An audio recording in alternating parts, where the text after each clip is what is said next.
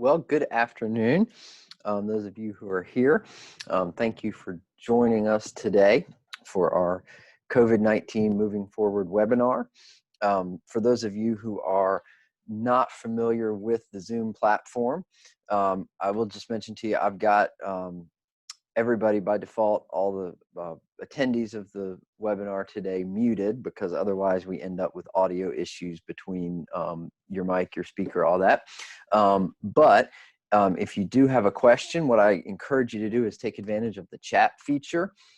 So from within Zoom, you can choose the chat option. And so if you have a question at some point and you want to just type that into the chat window, I will do my best to get to those either as we go through the topics in the webinar today, or if nothing else, at the end, we can try to get to some of those questions. So again, just type your questions in the chat window, and I will do my best to get to those and address those.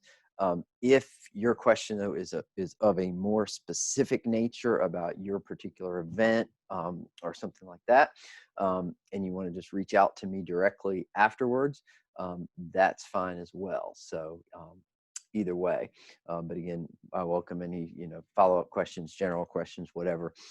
Just type them in the chat window so we can talk about those as we go through it. But obviously, this is has been a very, to say the least, interesting times for all of us, with all of the stuff going on with COVID-19, with all of the health concerns, financial concerns, and everything going on. But what we're going to look at and discuss in this webinar today specifically is what we as race directors, event organizers, people like that, what we need to be thinking about, some contingency planning and whatnot moving forward, because hopefully, especially as now in North Carolina, we are in phase 2 and possibly about a month away from entering phase 3. There is the hope that we will be able to resume races and other types of events before hopefully too much longer. But there are some things we need to think about in terms of some challenges we're facing, plans to deal with those, so on and so forth. So what we're going to be discussing today, we're going to look at a few key items. So we're going to look at kind of an overview of the situation, talk about some of the challenges that we're up against, look at some thoughts or suggestions in terms of planning, talk a little bit about communication, and then finally talk some about race day. And so the topics and some of these suggestions I'm going to pass along today are things that that I'm hearing in terms of from other people in the industry, kind of seeing what has been done in other places, other markets, things like that, and just passing those along to those of you that work with us, in hopes that some of what other people are doing can be something that may be helpful and help some of you in terms of planning and making the necessary adjustments in light of the current situation. So just an overview of the situation, a few things to keep in mind with that. One is, as we've all seen, how much and how quickly things seem to be changing. It seems like from day to day, from week to week, from month to month, things are just changing and evolving so rapidly that it's hard sometimes to really keep up with what is the latest or latest recommendation, or what we need to be doing, things like that. So because of that, as we'll talk about a little bit later on, the same stuff that we feel as individuals and that we're dealing with as individuals, some of the same stuff that participants are dealing with. And so that's why, as we'll talk about later, it's really important and in terms of your communication plan, in terms of keeping people updated. What is the current plan for your race? What if there's a point at which we have to make some kind of decision? When's that going to be? How are you going to let me know? all that kind of stuff, as we'll talk about a little bit later in communication, is really important because of how quickly things have been changing. And so, the more we can do to keep people up to date on what we are doing in terms of our event, our race, the better off everyone's going to be, whether we're talking participants, sponsors, so on and so forth. Another thing to keep in mind is that not all races are the same. I think it's universally accepted in terms of looking across the industry that races are going to resume from the smallest to the biggest. I think generally across the industry, it's accepted that we won't see any really big races in 2020. That the majority of the races we see for the remainder of this year are going to be smaller events. The big races for this year have largely been canceled. I think some of the big races that have been postponed, I believe I just saw a headline earlier that Boston was postponed to the fall, now has announced they're going to cancel for this year. We've seen some other big races like Peachtree announce that they're pushing back into the fall. It wouldn't surprise me at all to see them end up canceling altogether for this year. So, the size is going to have an impact because obviously that impacts the number of people. The bigger the event, the higher the risk, things like that. So the size is going to impact a lot. So is the location, as we see, certain areas, depending on where, how the infection rate and things like that are in a certain area, are going to impact what's going to be allowed. It's going to impact what comfort level people have, things like that, and as well as the duration of the event and things like that, and where the event is held. An event on private property that can more easily be adjusted to reduce congestion and things like that is going to be a lot easier to stage than, say, a race that involves shutting down a lot of public roads and things like that. But we are seeing a lot of kind of innovative, creative type things that are being done by other races. So we've seen over the past few weeks, past probably 2 or 3 weeks, we've seen some races starting to come back in some limited capacity with things, as we'll talk about, things like extended start windows, very different process for things like registration, things like that to allow a race to happen with social distancing being a part of the event. So we are seeing some of that, and I'll talk a little bit more about that later on.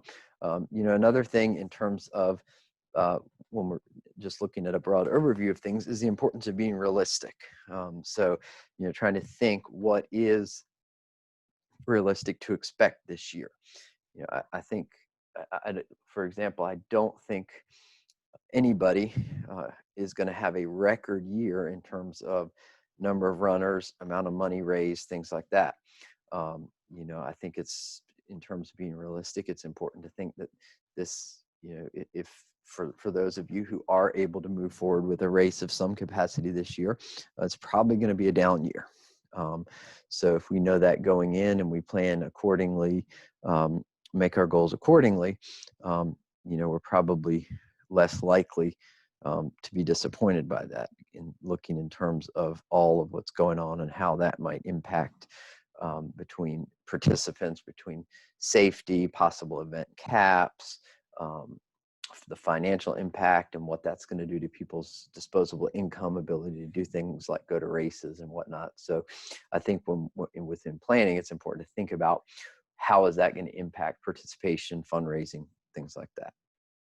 So anyway, that's the main overview of things. So let's talk a little bit now about some of the challenges. Obviously, challenge number one is safety. As some of you who have attended things like our race directors summit at the beginning of the year this year or in previous years, one of the things I like to talk about is how as race organizers, one of our most important jobs is ensuring the safety of participants. And so this just gives us a whole new angle or a whole new area that we have to consider when it comes to participant safety, because we as organizers have to be taking the steps to keep our participants safe in normal times, but now even more so, we've got to think about what additional steps do we need to take to ensure the safety of our participants. So that's the big challenge that we've got to deal with, is ensuring safety of participants. And, as I mentioned earlier, a lot of this is probably going to look like redesigning procedures to allow for social distancing, as we'll talk about a little bit later, retraining volunteers on new procedures, so on and so forth, things like that. So a lot of kind of the way of doing things, or the way that we've done things, is going to have to change a little bit. Another challenge is permits, local authorities, things like that. What we've seen thus far is, starting back in March, pretty much universally everywhere, local authorities started notifying events, including races, that they were pulling or revoking their permits to be able to hold the event for the foreseeable future. So obviously, in addition to safety, another big hurdle that we've got to overcome is working with local authorities to determine when we're going to be allowed to hold events again, and being able, my instinct tells me that for a while, as a part of getting a permit, we are going to have to show local authorities what are the measures that we're taking at our event to ensure participant safety, social distancing, things like that, because that's what I think that's a lot of what those authorities are going to want to see. Is they're going to want to see what steps we're taking from a safety perspective. And then third challenge is the participant. What level of confidence or willingness do the participants have to participate? And that's going to be just like with what I just said with the local authorities and getting our permits. We have to also show the participants that we're taking their safety seriously, and we're taking measures to help ensure that. And so what you're looking at in this graph below, I thought this was interesting. This came from there's been multiple surveys done by Roadrunners Club of America and a couple other groups,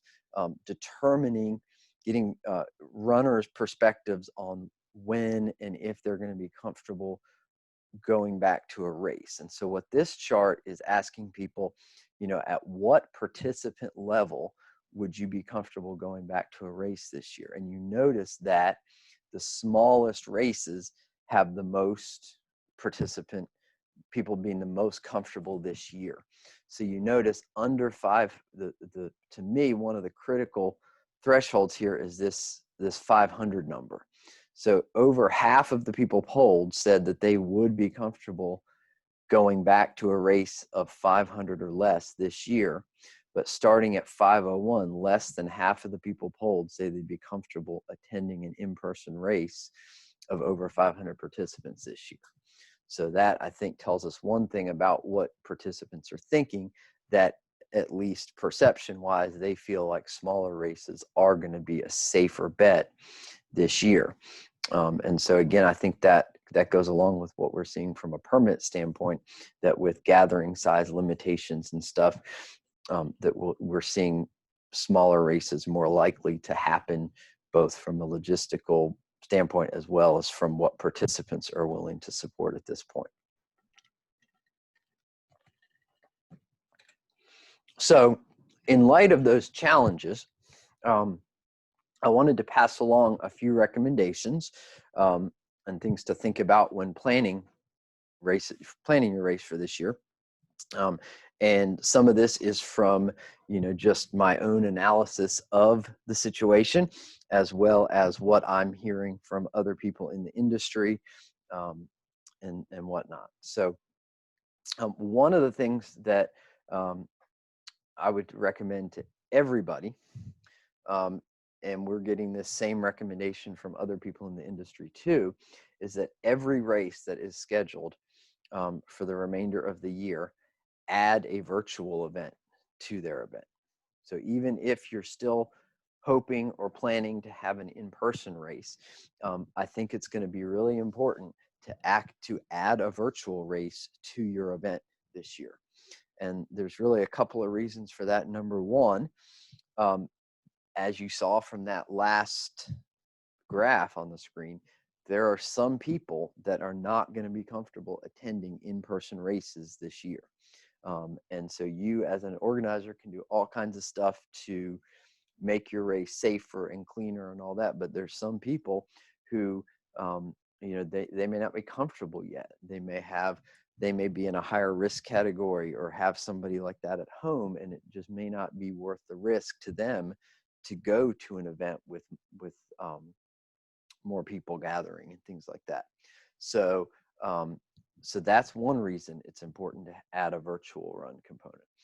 Another reason that it's important to add a virtual run component is because in the event, let's say that your event is scheduled later in the year this year. Let's say we have a second round of COVID come this year, and we start seeing events being canceled and stuff again.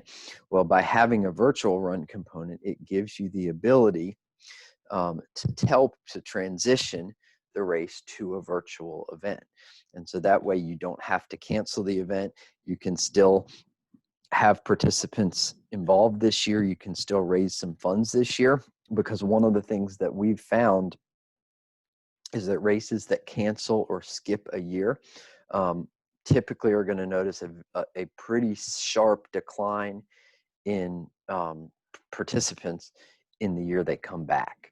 So even if the virtual event were not as successful as a normal in-person race would be, it at least gives you the ability to have something this year if the choice is that or nothing. But hopefully it won't come to that, but hopefully it will just give you the ability to have multiple options. So just like a lot of races offer a shorter distance race for people who may not be up for the main distance. Well, think of a virtual race just as another offering to be able to give to participants. So the people who are not yet comfortable going to an in-person race, they can still participate, they can still sign up, they can participate in the virtual race. And then those who want to come in person to the physical race, they can come to the physical race. So it offers them kind of the both opportunities. So virtual races have been around prior to COVID-19, but obviously they've been gaining a lot of popularity here recently. So that's definitely an important trend, an important thing to think about, is adding a virtual component to the race.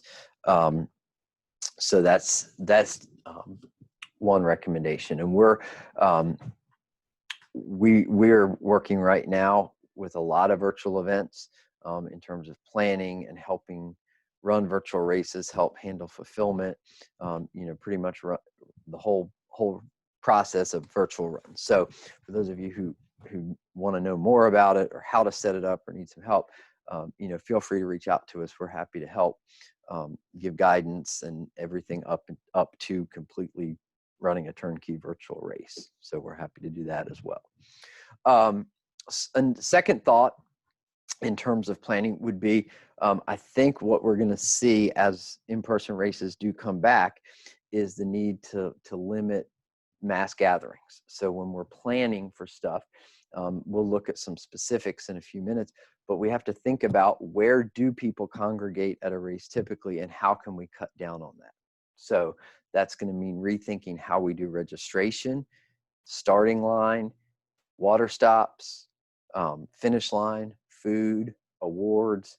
A lot of the areas at races where typically people congregate, we're going to have to change that around, at least temporarily, to be able to cut down on the number of people together in close proximity. It may also mean rethinking where we do some of this stuff. If we've always done registration in an enclosed space, Maybe we need to think about moving it outside. We have to think through what kind of things we can do to get rid, to either eliminate or limit these mass gatherings.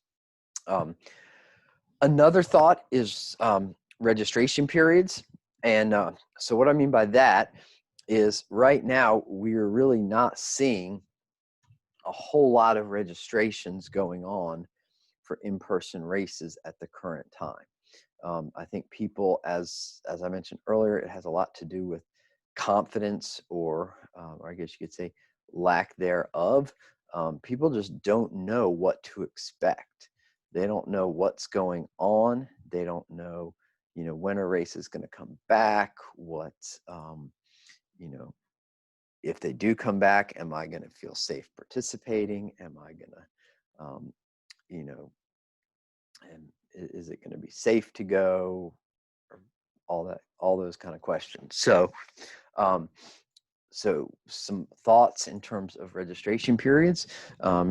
If your race has not yet opened up registration this year, maybe it's worth considering opening up registration a little bit later than normal until we have a little bit better picture of what things are going to look like at that point. Maybe it's worth opening registration for a virtual race, but holding off on opening the registration for the in-person race until we have a little bit more confidence. Or maybe we open both and we give people the ability to easily switch from one to the other as the situation changes, their perceptions change, so on and so forth. So we might need to be flexible with how we address those things. Sponsorship is also, I think if you have not seen this yet, I think this is going to be the next wave or the next tough hit for races, is going to be challenge of getting and renewing sponsors for this year, because especially as we've seen a lot of businesses have been shut down for an extended period of time, their sponsor funds are going to be tighter. So I think in light of sponsorship, just some things to think about would be, the importance of maintaining the relationship. If you have a sponsor who's been a loyal sponsor for, multiple years, and all of a sudden they can't give as much this year, well, maybe it's worth letting them have the same amount of benefits they've had in the past, but with a lower contribution, just to maintain that relationship and keep them on board. Or maybe if somebody can't give anything this year, maybe being flexible and allowing, some option of, figuring out, is there anything they can give, and, giving them something in return, and trying to market your race as a cost-effective way for them to get some promotion out there.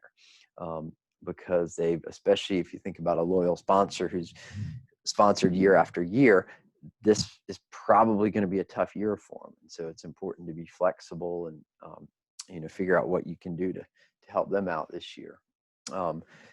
Also, another thing with sponsorship is looking at digital benefits. So especially in the era where we may have more participants participating virtually, or things like that, it's important to look at not just the tangible benefits of a t-shirt or a sign on the course, but looking to digital benefits. For example, things like allowing sponsors to create a custom offer that gets emailed out to participants through Run Sign Up prior to the race. And then they can take that, use it as a coupon that they can go to the sponsor's business, things like that. So, we want to look, I would suggest looking beyond just the typical race day in-person type benefits and look to some of the digital options that are out there as well.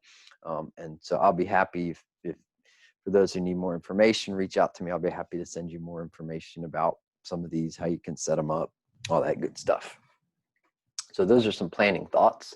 So as I mentioned before, virtual races are becoming a big thing now, a much bigger thing because of COVID-19. For those of you who are not familiar with virtual races, I thought it would be good to give a quick overview. So the way a virtual race works is participants sign up just like they would normally. So like, as I was saying earlier, let's say that you've got a race coming up and you've got to currently have a physical race and you want to add a virtual race. So we would add an additional race onto the web page that people could sign up for that would be a virtual race.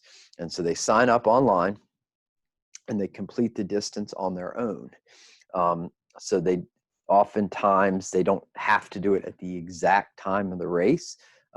Probably the most popular option that we've seen this summer is races giving participants a weekend. So if your race were on a Saturday, you might give participants the whole weekend to participate, to complete the distance. And then, as opposed to coming to pick their stuff up, typically for a virtual race, the stuff, their swag, their t-shirt, their medal, whatever they get, would typically be shipped direct to the participant. And this really is what we found is swag is really important for these virtual runs. If you thought it was important for physical races, it's even more important for virtual, because it's people really care about the medal, the t-shirt, the swag. So in terms of planning virtual races, it's important to make sure that they're not only getting this stuff, but they're getting good quality stuff. You're clear in terms of expectations as to how they're going to get it, when they're going to get it, all that good stuff. And so there's a lot of tools that we have available to help support virtual races. One of these is an app called Race Joy, which has been around for a while. We've used it at a lot of in-person races in the past, but what it allows people to do is go out and run, and it's going to use GPS to track their time and distance. It can give them updates as they pass like a mile mark. It can give them let them know that they've passed 1 mile, and it allows us as organizers to do some pretty cool stuff, like set up custom cheers. So we could set up a custom cheer to notify them at each mile mark, at the halfway point, whatever.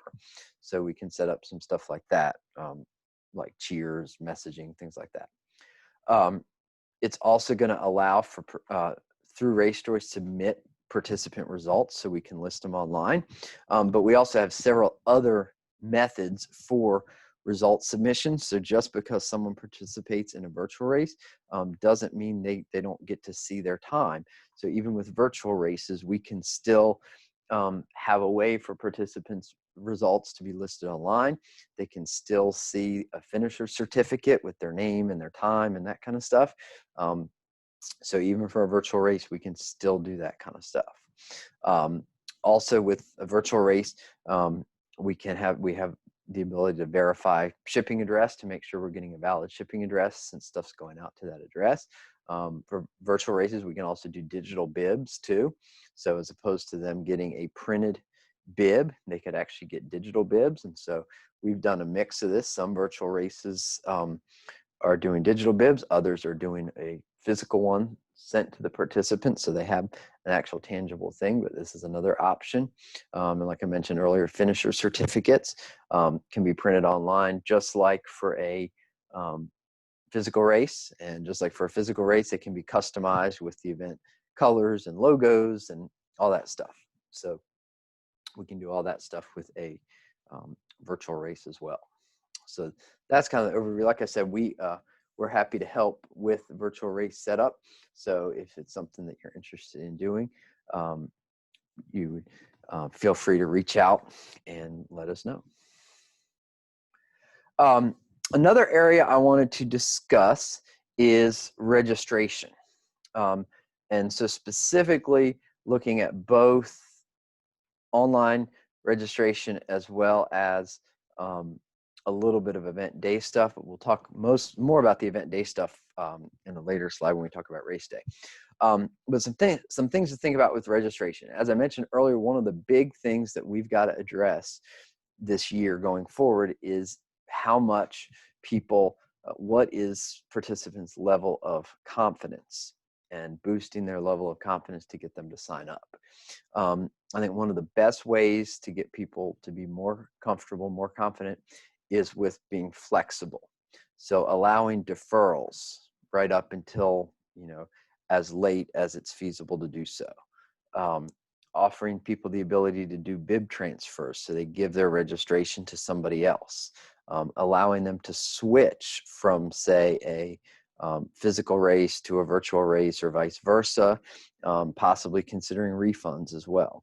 So these kind of things are some of the things that are, I think, going to help to boost participant confidence and get them more willing to be able to sign up for a race this year.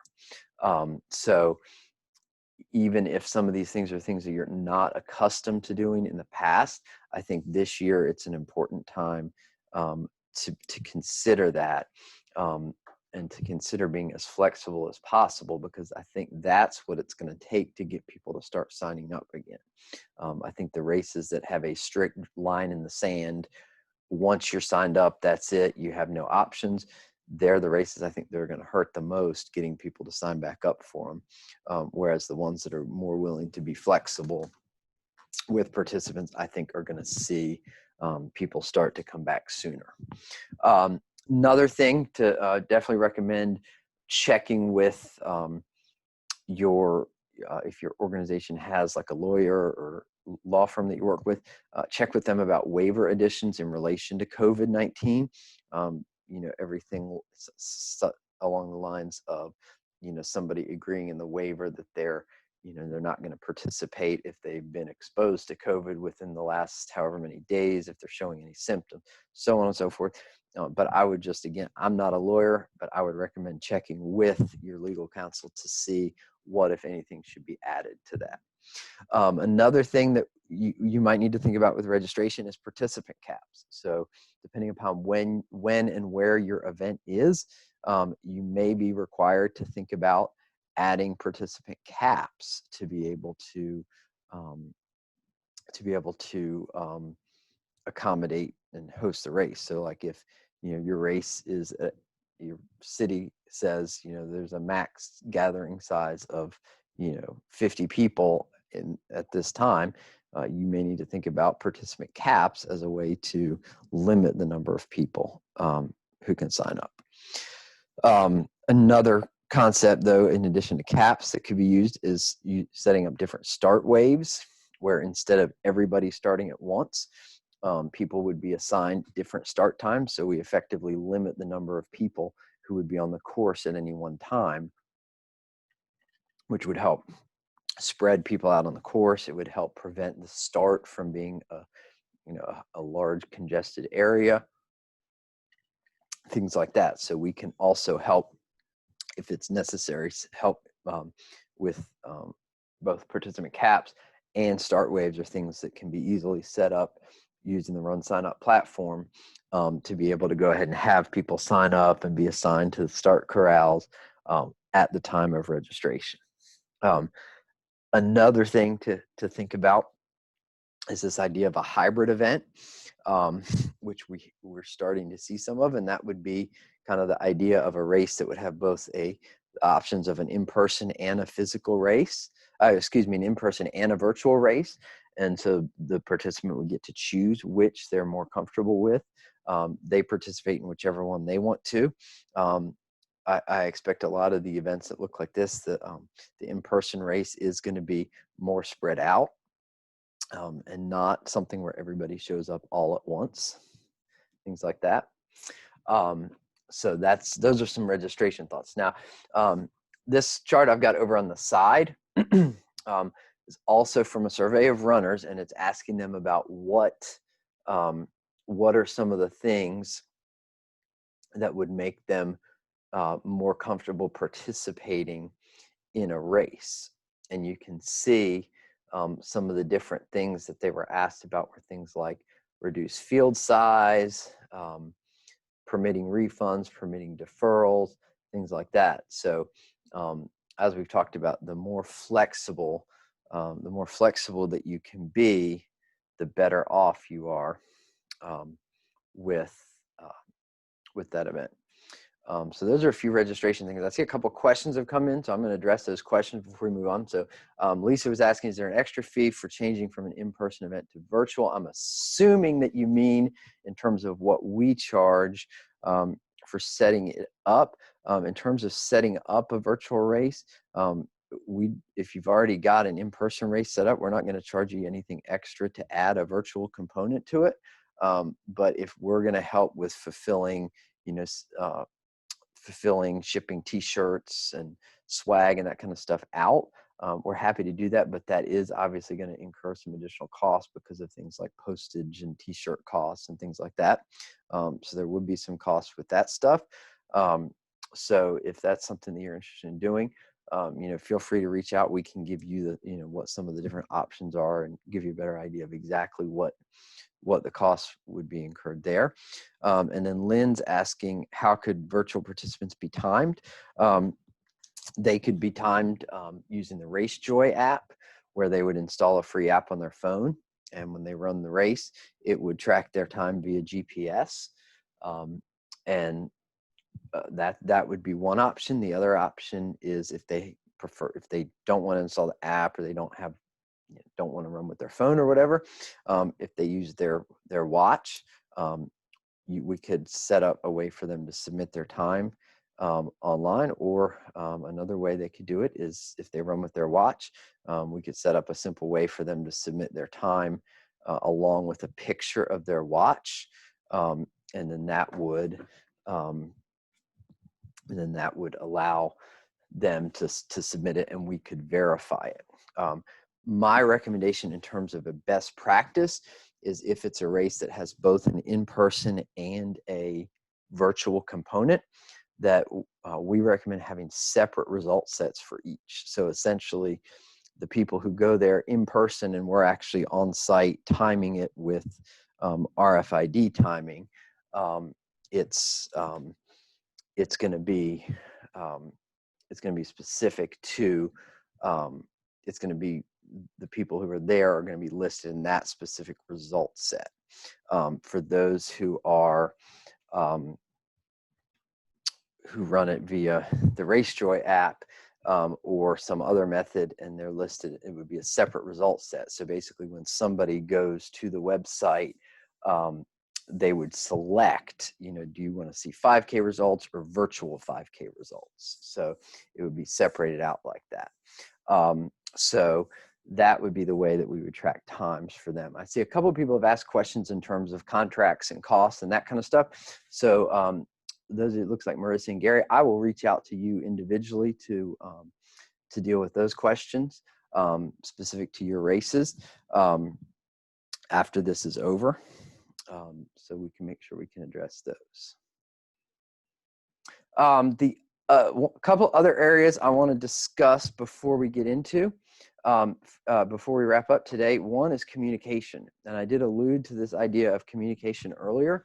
And it's the more you can communicate with participants and sponsors and people like that, the better off you are. And of course, website is a great starting point to get information out there.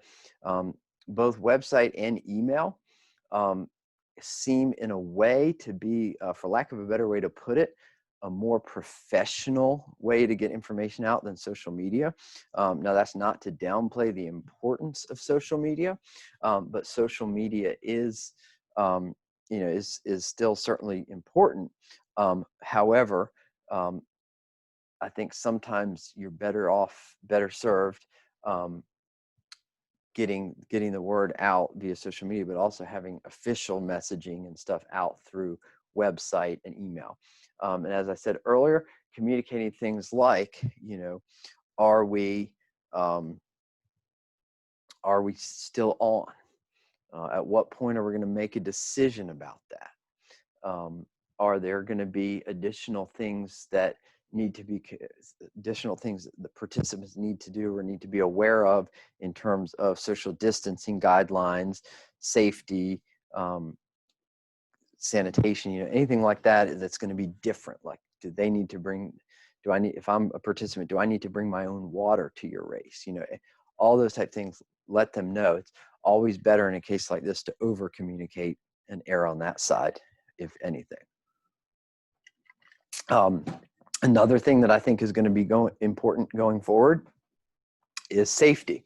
So add a safety section to the website, telling people what steps is your race taking, and spell that stuff out. Show that you're taking the steps, what steps you're doing. Show that it's compliant with what the CDC recommends, things like that. Because in the RRCA survey, runners did say that safety and hygiene measures were the most important things to them in terms of what races they would participate in. So people are paying attention to that stuff. And so I think it's important that we get that stuff out there, let them know what is being done to make the race safer for participants. Related to this too, as some of these new policies or things are going to work differently this year, it's going to be important to train both staff and volunteers about what these changes are going to be. Take any area of the race, even like one area that I think is going to be a lot different is how water stops are going to work.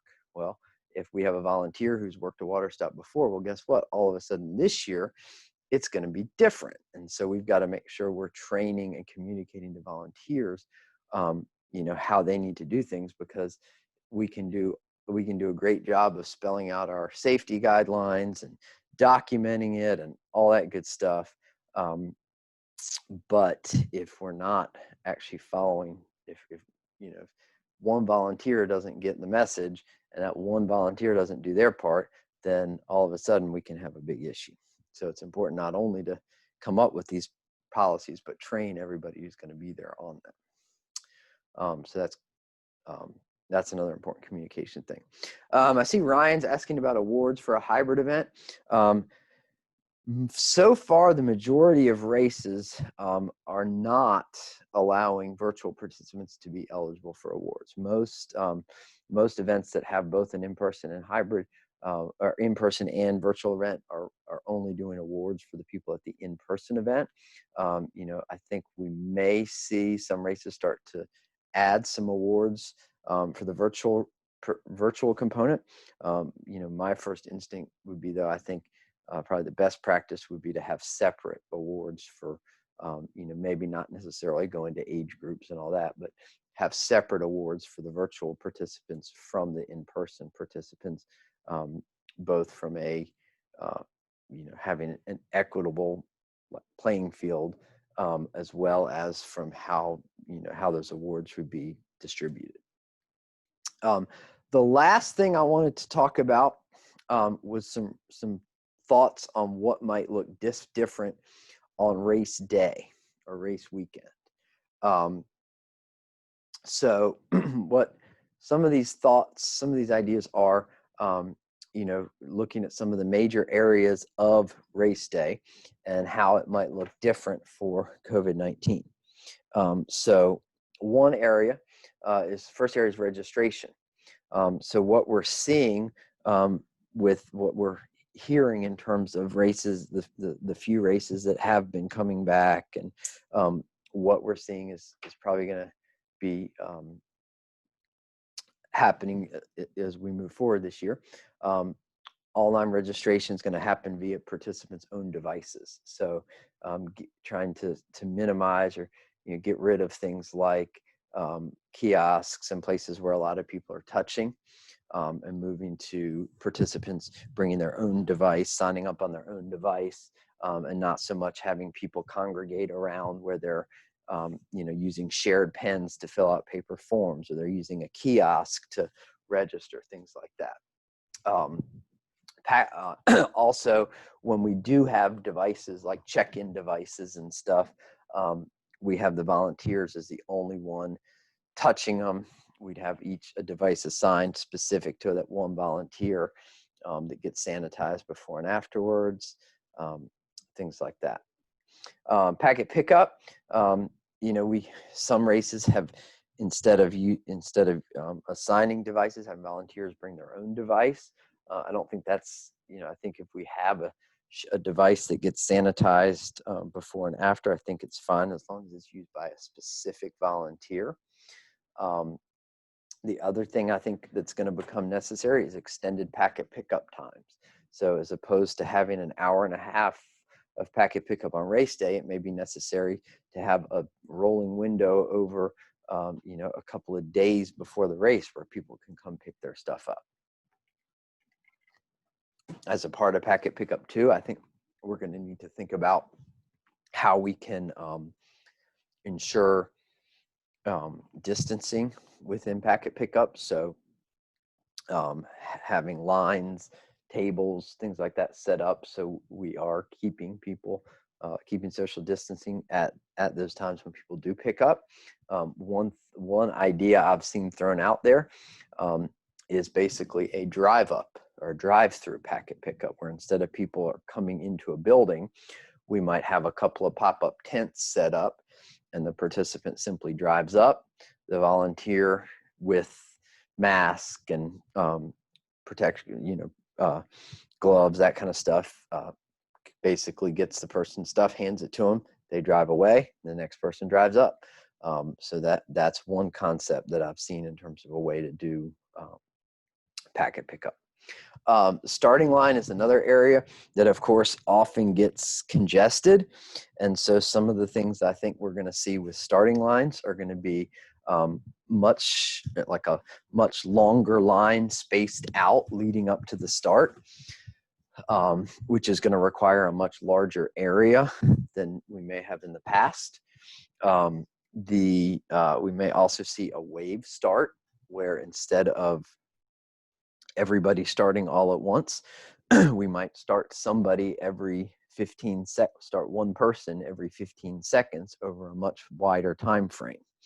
And that's going to keep the start from getting too congested. It's also going to help keep the course spread out. Of course, some challenges with that are going to be that'll require potentially longer road closures, more police costs, require things like timing set up to be out there longer. So there are some things to think through with these wave starts, but I think we are, especially as races first start back, this is probably going to be the way that we have to do things. And obviously the bigger the race, the more important stuff like that's going to be. Finish line. Normally at the finish line, we like people to hang around and cheer, but unfortunately for a while, that's probably not going to be feasible. So we're probably going to have to design things where as soon as somebody finishes, we move them away quickly. So we have medals and water and stuff that they're getting after they finished and moved away from the finish line area, as opposed to finishing, getting stuff, hanging out around there.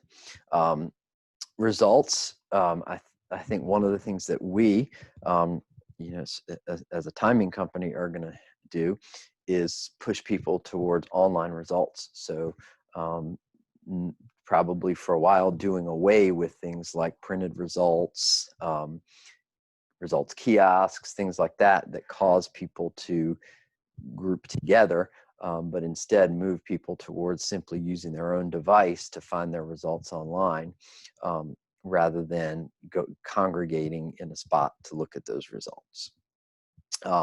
Food, is another thing.